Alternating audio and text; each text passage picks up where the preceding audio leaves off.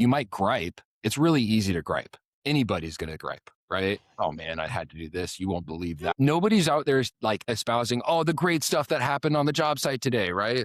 So really cultivating the idea, we can call it marketing, but fundamentally it's creating connection through conversation.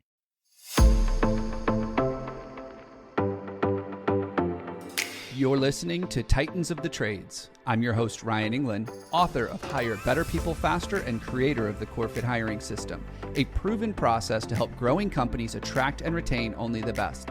I'm on a mission to revolutionize the perception of the trades and elevate it to new heights. After growing up in a blue-collar family, my passion for making the trades cool again runs deep. If you're a titan in the industry and want to be on my show, stick around until the end and I'll reveal how you can be my next guest.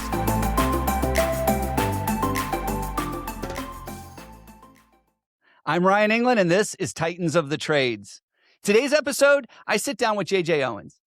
He's part of the Skilled Careers Coalition, and what they are doing with Skills Jam and some of the other groups that they're working with and the things that they're doing on social media to get the next generation excited about the trades is just incredible. I had to have him on the show. He's got some great insights, some great tips on how do we attract the next generation. Now, I get it. A lot of you are thinking, hey, I just need the skilled experience.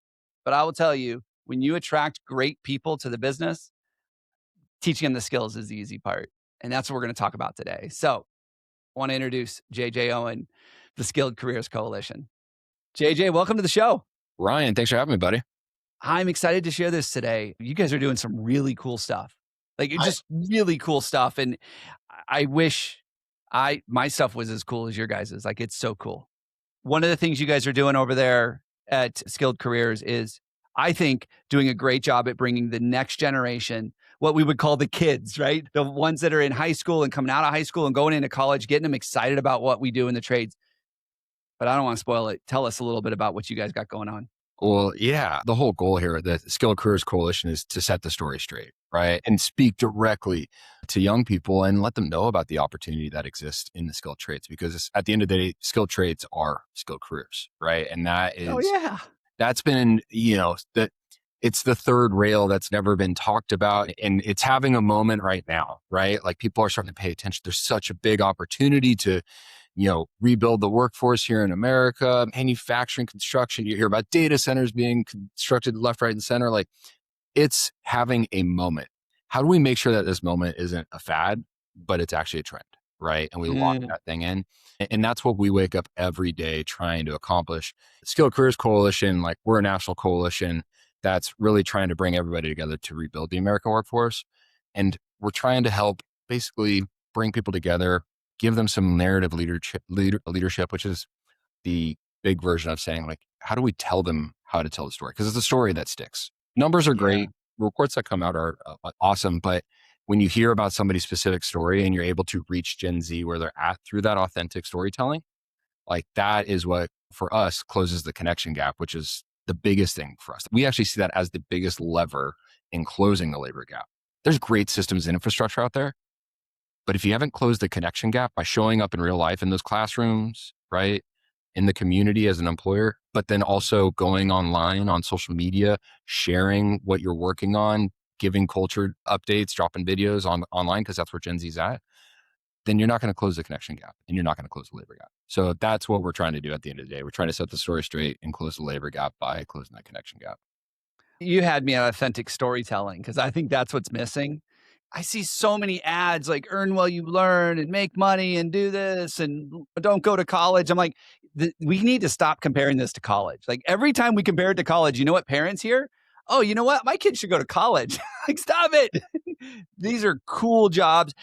I just met with a client. We're working on some purpose vision stuff with them and we're talking about it. And I was like, tell me about this. What are you proud of at the end of the day? They're like, that bridge and that building and that freeway. And I was like, that's cool stuff.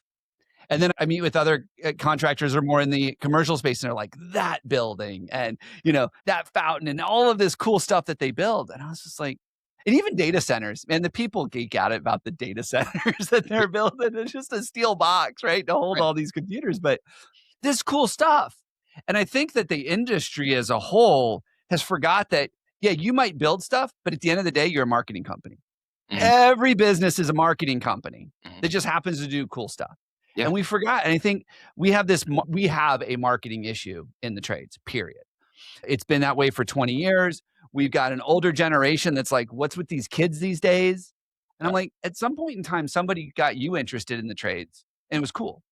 Yeah. Why don't we have that? I always give up that example of you think from the 30s when all the steel erectors are having lunch on the beam, right? Like it's Yeah. way up in the high. Like I've heard stories of people going, I want to do that when I grow up. Not anymore. Yeah. Not anymore. And I It's think we've lost sight of the fact that we need that marketing that you guys are doing. Yeah, it's creating awareness, right? It's not a matter of interest. We know that there's young kids who, from day one, since they got that hammer and block toy at Christmas, that Mm, they want to build things. They got their Lego set, they want to make things, right? That's always been there.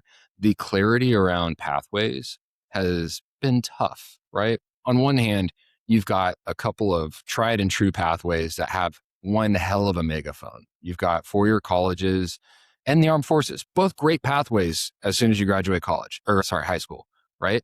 And there's no reason to denigrate them. They're both great potential pathways. The third rail has always been the trades for whatever reason. And mm, letting young people know that, hey, this is the path. This is how you can go find a union apprenticeship. You could go get involved in a community college. You can just go get some on the job site experience, go get hired, right? Go put a tool belt on and get your certifications and get going. I don't know why that the drop off happened, but it did, right? And I have some mm, theories that there's that traditional blue collar culture, right? There's a lot that's amazing and should be held up and exalted as part of that culture, right? Like that's where we've been when it comes to the trades. But there's also an aspect of shut up and get your work done, right? And that first thing, shut up. You don't talk. You don't share the stories, right? You might gripe. It's really easy to gripe. Anybody's going to gripe, right? Oh man, I had to do this. You won't believe yeah. that, right? Nobody's out there like espousing, oh, the great stuff that happened on the job site today, right?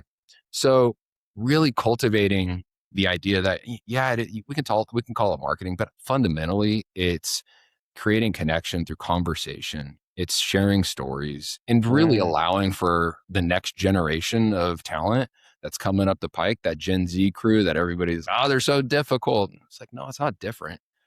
You just got to build trust with them. You got to meet them where they're at, right? Which is yeah. in their schools and online.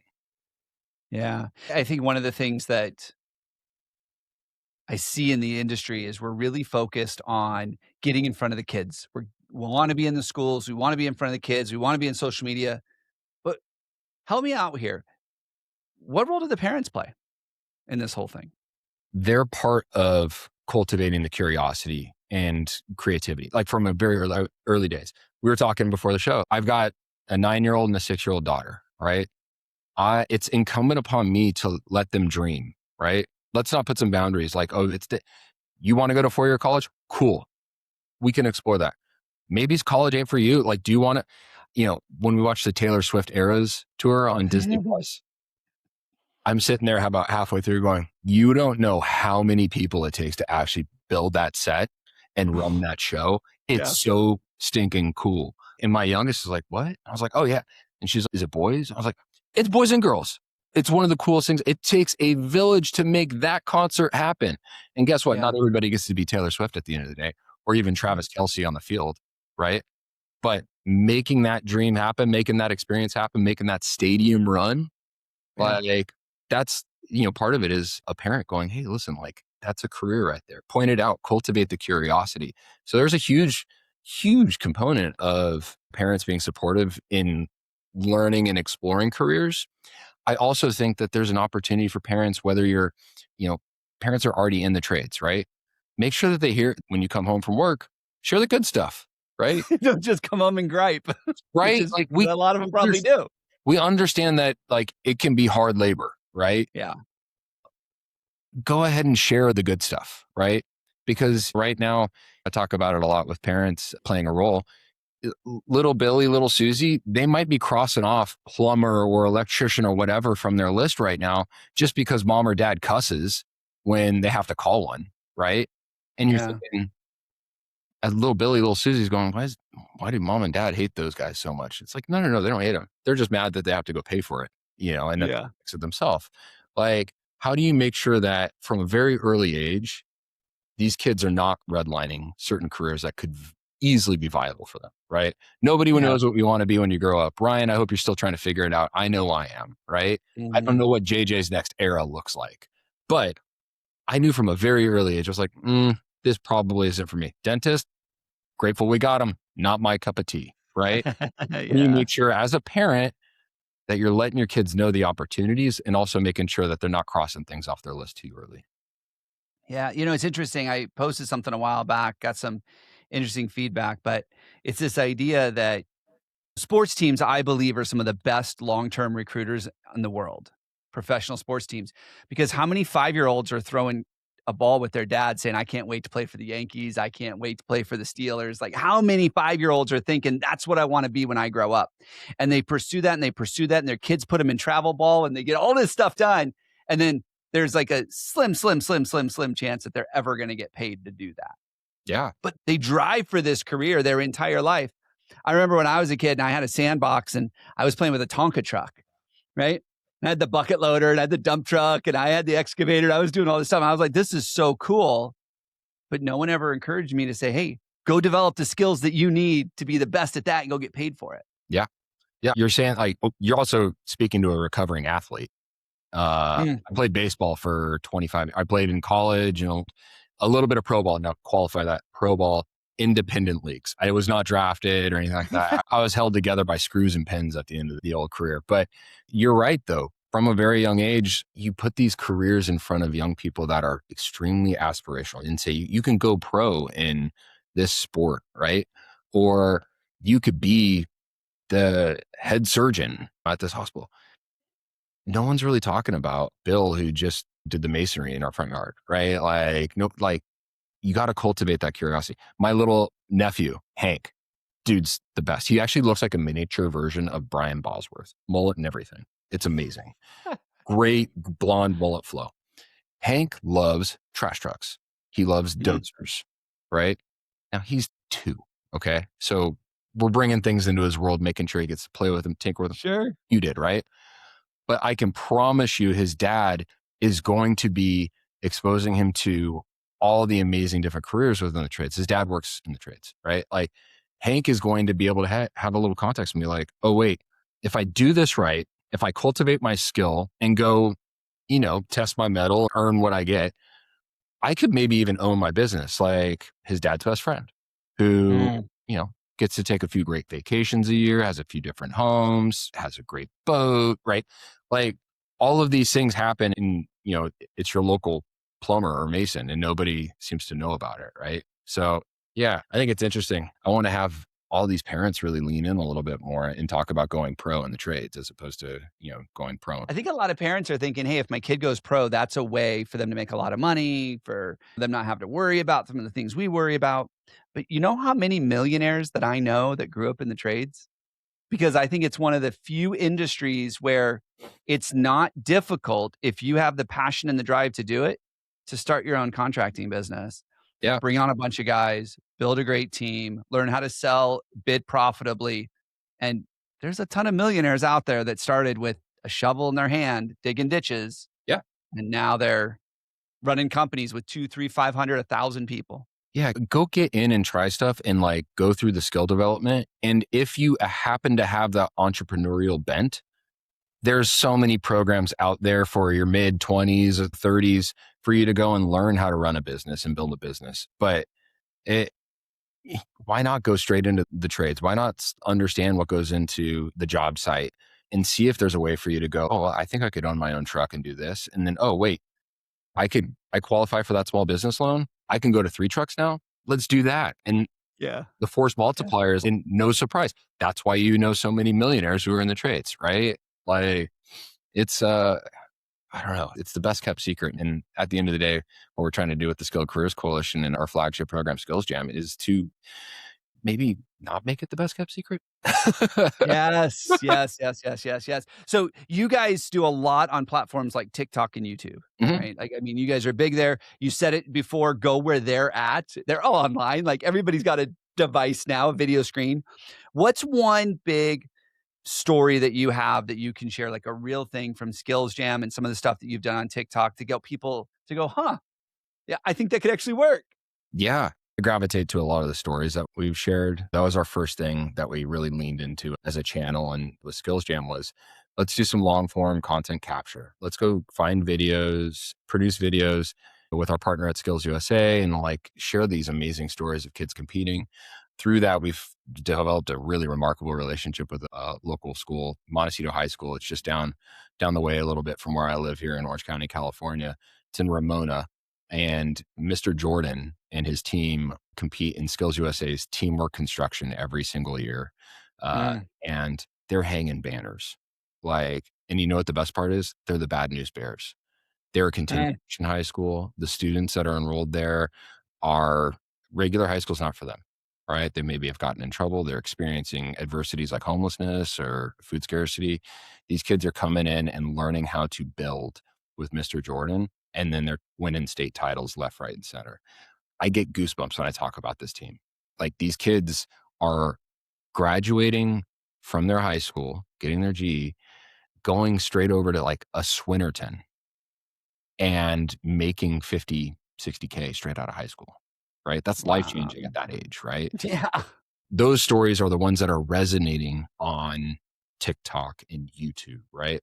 The other thing that is crazy for us that I've been really surprised by, pleasantly surprised. We had a hunch that it would work, but at the end of last year, we were testing, hey, if we ran campaigns on TikTok, can we actually do what we set out to do, which is we never wanted to have just a like and subscribe strategy, right? That's storytelling's good, but we want to compel people to action, right? And Mm, see if our stories were doing that. And what we found was we were actually incredibly effective, especially on TikTok, at getting young people to stop scrolling and go to a partner site, whether that's like Skills USA or another group that we work with, and get them to go explore careers or find a way to get enrolled in CTE programs. wow. We had just under 500,000 in traffic that we were able to drive over the fourth quarter in 2025. It was remarkable. So like understanding that that's the capability of TikTok. You, like I said, you brought it up. You got to go to like, if I'm a fishing boat captain, I don't want to just drop a line in the water and pray, right? I Gotta want to go put where the fish are. frickin' fish, Yep. like guess what? Gen Z's on TikTok, right? Yeah. If you're kicking rocks and saying, I don't get this generation, I can't hire anybody, I don't know where they are, maybe you better try something different, right? And that's Mm, the old adage that I said at the beginning, which was Gen Z's not difficult. They're different, right? yeah. Meet them where they're at. And Yeah, and especially for the organizations that have adopted the mindset of I'm willing to train, which is still a problem we have in the trades. There's a lot of companies out there. I just need the guy that's got 5 years experience. I don't have to train. I can just turn him loose on a job site. And I'm like, that's not the reality. Like we have a shortage of labor. We yeah, don't have enough skilled labor. yeah, You have to train. Somebody has to do that. So when we look at specifically at construction, I can picture people listening to this and are like, oh, that's great, JJ. You're a marketer. You got a team of marketers. I don't know. I'm a construction guy. yeah, How can we work with our teams to tell better stories, to maybe get involved in TikTok, to really attract that next generation? yeah. What's a practical way we can do that? There's a playbook, right? It's not terribly hard to execute. Mhm. It does absolutely start with some of the mundane of, yeah, you do need to set up a profile, put some thought into the handle that you're naming your profile, make it obvious. Like, don't get clever with it. Have it be your company's name and trades if you want, right? Bill's Roofing, totally fine. Say what it is. Also, Yeah. make sure when you set up your profile, include some of the keywords. We talk about SEO from a Google perspective, but it's the same thing with any of the social platforms. Yeah. Don't use jargon. Say what it is, and you'll be found a little bit better. So I say that because at a construction site, you want to lay the foundation first. If you don't get the foundation right, everything else is going to be jacked up. Lay that foundation. Also, part of that, set some boundaries, right? What kind of stories do you want to tell? Is there a process that you want to go through? Are you going to work with some of your employees who might be on a job site? I think that's a really great approach, by the way. Like, how do you find your star storyteller, right? It could be that 22-year-old who's on your job site who is always on their phone at break. Go talk to that guy or that gal and say, hey, listen, like, how are you on TikTok? What are you doing? they might be interested in becoming the director producer of your TikTok channel. And they're also going to know the rules of the road a little bit more. But Yeah. I think that that's a really amazing approach is with Gen Z, the content that works, the stories that work is showing, not telling, right? Mm. Let one or two of your employees get out there on the site and just show work in action, right? Go ahead and make sure that you're layering some of the top trending tracks in terms of music. Use the music library that's available to you because that helps you get seen with the algorithm. But yeah, Mhm. like I would think about the stories that you want to tell. Are you showing the people and the work, right? Let's talk about like someone's journey as a new apprentice. Let's be brutally honest about it. Speaking of honesty, be honest about the money and the pathways, right? Always Yeah. reinforce that, hey, there's a great opportunity here. This is what a career path looks like. Or, by the way, before you ever get on our site, here's what the education path might look like, right? We need you to go get your certifications. Be enlightening, be real when it comes to your content, because that's what resonates with Gen Z. And they want to see themselves in your Yeah. work, right? I know that it's hard to show up in real life every single day of the week in terms of like, well, you're just not going to do that, right? Like you can't get into a classroom every single day of the week. You can't, make yourself available to every trade school in your local area. But you can post a few times a week, right? And you can let people in and see the culture that you're building, see the great people that are around you, see the skills that you're working on, right? Those are some of the big picture things that we think about. But, you know, honestly, it starts with the foundation, create a good profile, but then also think about what your strategy is. What's your goal? Are you trying to Yeah. build? Are you trying to, do you need to hire now? Or are you trying to make sure that you're ready to hire in the next 5 years? Right. And you're starting to cultivate. Well, you're supposed to do both of those. Like, if you need to hire now, you better start the other thing You haven't because really in primed the 5 years, pump. you're still gonna have the problem. You haven't really primed the pump. If you got to hire now and you're just trying to turn it on TikTok, you're going to, Yeah, yeah. but I think too, a lot of the younger workers, the Gen Z, like you're talking about, they value purpose and impact. Like for them, it's not just a paycheck, it's not just a job, it's purpose and impact. How do we get companies to start thinking that way? Not just, oh, look at the road we just paved, but actually say, hey, we're connecting communities and we're bringing purpose to this. We're making an impact, making a difference. that's where, I mean, actually talking with the people who are on the job site or the individuals who are going to be, using whatever it is that you're building and taking over, talk to these folks, right? Like it's the human stories that actually resonate, right? Go talk to the guy who might be the foreman on the project and get a real take from him. Like, hey, like I Mm, remember my first few months on the job, I hated it, right? I had this expectation and reality. The delta couldn't be further away, right? Like you'll probably yeah. or from an old dog, but you also want to talk to the young people that are on the site and be like, hey, what are you actually going through right now? Right? Mm, Like what are you feeling? So I think that's the human interest side is as real as it gets. Go talk to the people that are on the site, share the stories that are, those are the ones that resonate the best while also blending in like your content mix should be equal parts like, hey, let's have somebody talking and sharing their story, but also like do a time lapse. Like just set up a GoPro and watch somebody build. Like people love watching that, right? yeah. Have you ever watched any of the ASMR videos? There's a great series of videos that are really in manufacturing. Like Mm. I can watch pencils and listen to Ticonderoga #2 pencils be made all day long. I don't know I know. why. I don't know why, but somehow, some way, TikTok has unearthed this in me.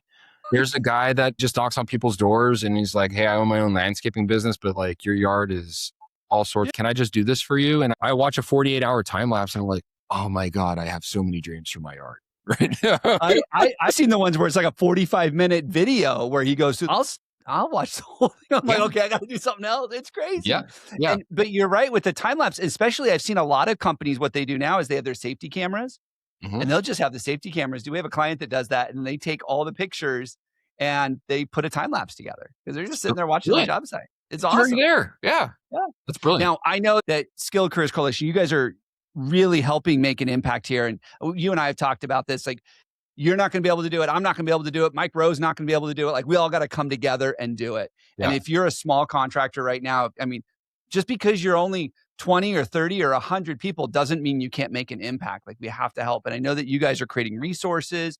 You guys are offering, I mean, I look at your videos, I was like, wow, I'm sure people can learn how to copy that, do that, those kinds of things. Like you're really giving back to the industry. Talk a little bit about how people can learn more about what you guys are up to. They can see this stuff in action, maybe even connect with you guys so they can help be a part of this solution. Yeah, we're always up to some really cool stuff, especially on our social channel. The Skilled Careers Coalition kind of sits in the background. Sesame Street is enabled by Sesame Workshop. Skilled Careers Coalition enables Skills Jam, right? That's how we like to think about it. So we end up talking more about the work that we're doing on Skills Jam. I would absolutely encourage anybody and everybody to go check out our channels on YouTube and TikTok. YouTube will show you some more of the longer form videos that you absolutely can take a page from, and then some of the short form videos that we have on TikTok and then the YouTube shorts as well. So you can get some ideas there. The other side of it too is we're trying to produce more playbooks, right? Like how do we actually give away what we're learning, right? The idea here is to go further together and providing some shared language or, providing key insights, both what works and doesn't, right? Like that is incredibly valuable to people. And, at the end of the day, our hope is that, like I said, the closing the labor gap is a function of closing the connection gap, right? We got to advocate for individuals to be showing up in their community, showing up in real life, volunteering, donating supplies, get involved in real life, but then also make sure that you're documenting and showcasing and storytelling all the great stuff that's happening, under your roof, right? At your job sites. Share those stories because those are the things that really stick. And at the end of the day, that virtuous circle that we just talked about, where you're closing connection gap and you're showing up in real life, but then reinforcing it online and you're showing up in real life again and reinforce, that's a trust dynamic, right? So that employer who might be really reticent to hire a newbie, they might be saying, you know what, I need a journeyman for this job. I'm not going to consider someone who's only got 1 or 2 years experience, right? But if you've met Billy and you know Billy and you've developed a relationship with Billy or Susie or whoever, you have trust. You understand that they're coachable. And at that point, you can be like, hey, listen, I'm okay not taking a flyer on a journeyman, right? Let's bring somebody young and let's give them a crack at it. I think that's half the battle in this whole labor gap issue, which is close the connection gap, build trust. Yeah. Yeah, that mindset shift is so critical to getting the results that we all want. We all want more people to want these careers, and I think we need that mindset shift. I love that. JJ, this was awesome. Thank you so much. We'll make sure that we have all the links to Skills Jam in the show notes and everything else. If you're listening to this right now and you're like, hey, this guy sounds like they've got some cool stuff, they got some resources, I'm telling you, go to Skills Jam. I got excited. I'm like, I want to go do what they're doing. I want to be a part of this. It's amazing work. So JJ, thank you so much for all that you and your team are doing. Fantastic stuff. So thank you so much for being on the show. Ryan, I appreciate you, buddy.